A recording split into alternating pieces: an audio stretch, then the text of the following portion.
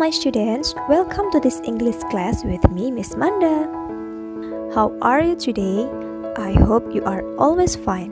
Today we are going to learn about passive voice. Hari ini kita akan belajar tentang passive voice. What do you know about passive voice? Apa yang kalian tahu tentang passive voice? Mari kita belajar sama-sama mengenai materi passive voice. Let's check this out. Before we start our lesson today, let's pray together. Sebelum kita mulai pelajaran kita, mari kita berdoa dulu. Berdoa, mulai.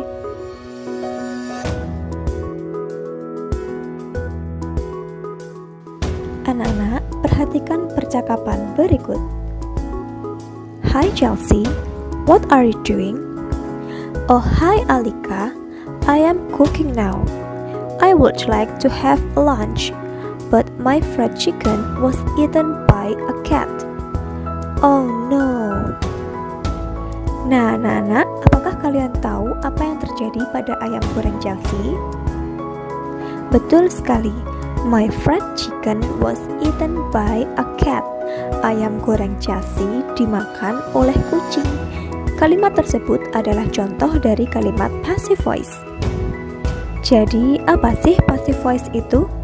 The definition of passive voice. Passive voice atau kalimat pasif adalah bentuk tata bahasa di mana subjek kalimat tidak melakukan tindakan, melainkan menerima aksi dari pelaku. Mari kita lihat perbedaan kalimat aktif dan kalimat pasif berikut. I write a letter. Aku menulis surat.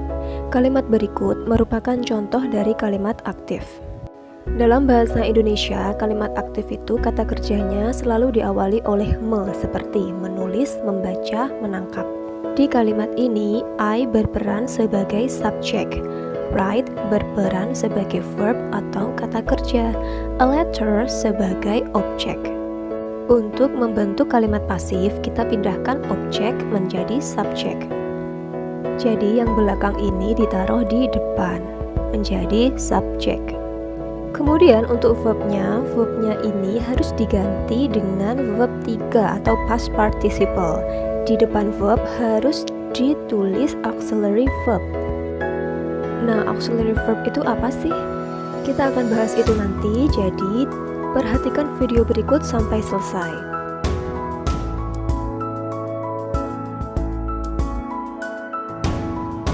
Dalam menulis kalimat pasif, kita harus tahu dulu nih apa fungsi dari kalimat pasif. Fungsi dari kalimat pasif itu digunakan jika yang pertama, objek lebih penting untuk diceritakan. Yang kedua, subjeknya tidak diketahui. Yang ketiga, subjeknya tidak penting untuk diceritakan. Nah, bagaimana? Sudah tahu kan definisi fungsi dan contoh kalimat pasif?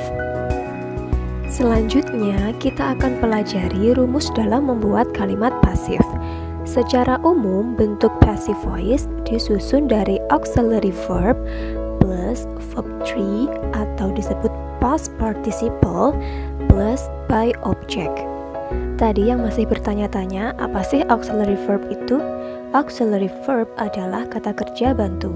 Kata kerja bantu dapat berupa is, am, are, was, were, been. Masing-masing auxiliary verb digunakan tergantung dari subjek dan tensesnya. Next, ada past participle. Past participle adalah kata kerja bentuk ketiga. Cara untuk membuat kata kerja bentuk ketiga ada dua, yaitu yang pertama regular verb.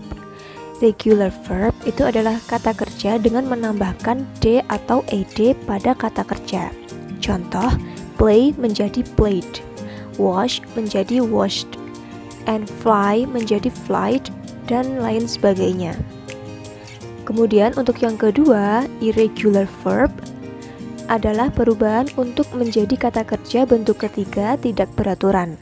Contoh, menyanyi, sing, sang, sang. Sing itu kata kerja bentuk pertama, sang kata kerja bentuk kedua, dan sang kata kerja bentuk ketiga. Kemudian ada lagi contoh cut, cut, cut, go, went, gone, dan lain sebagainya. Anak-anak bisa download daftar irregular verb pada link deskripsi ya. Selanjutnya ada by object. By objek ini tidak wajib disertakan. Kalian bisa menuliskannya atau tidak. Sekarang kita lihat yuk rumus passive voice dari berbagai tenses. Oke, untuk kalimat simple present tense, be atau auxiliary verb yang digunakan adalah is, am atau are, kemudian diikuti oleh past participle atau verb bentuk ketiga. Contohnya, the painting is made by her. Lukisan ini dibuat oleh dia. Untuk kalimat present progressive tense atau biasa kita sebut present continuous tense, rumusnya yaitu am, is atau are, kemudian diikuti being, kemudian verb ketiga ya, past participle. Contohnya, the book is being sent right now.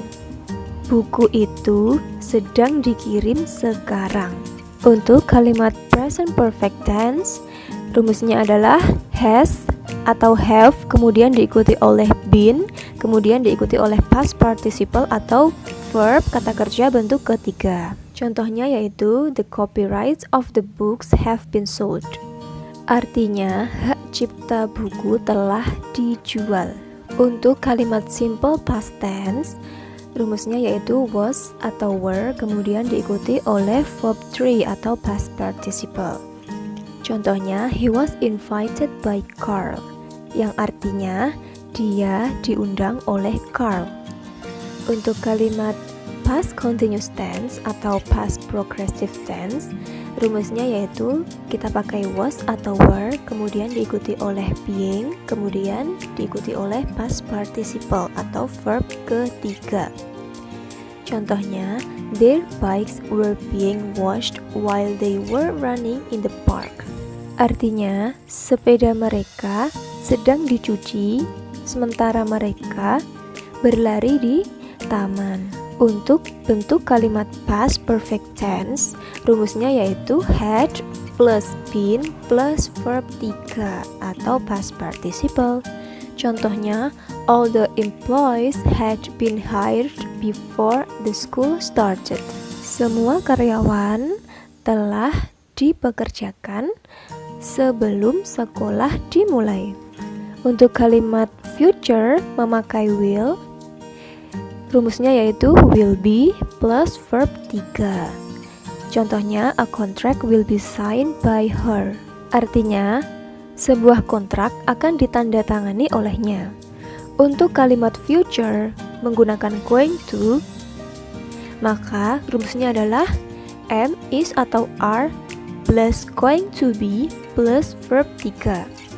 Contohnya, a bridge is going to be built by them within the next few years. Artinya, jembatan itu akan dibangun oleh mereka dalam beberapa tahun ke depan. Dan yang terakhir untuk kalimat future perfect tense, rumusnya yaitu will plus have been plus verb 3 ya. Contohnya, the job will have been started by the 1st of June. Artinya adalah pekerjaan akan dimulai pada awal Juni. Okay students, that's all about our lesson today. If you have any questions, please feel free to ask in this comment box. Jika kalian ada pertanyaan, silahkan ditulis di kolom komentar. Well, to end our lesson today, let's pray together. Untuk mengakhiri pembelajaran kita hari ini, mari kita doa bersama-sama. Berdoa, mulai.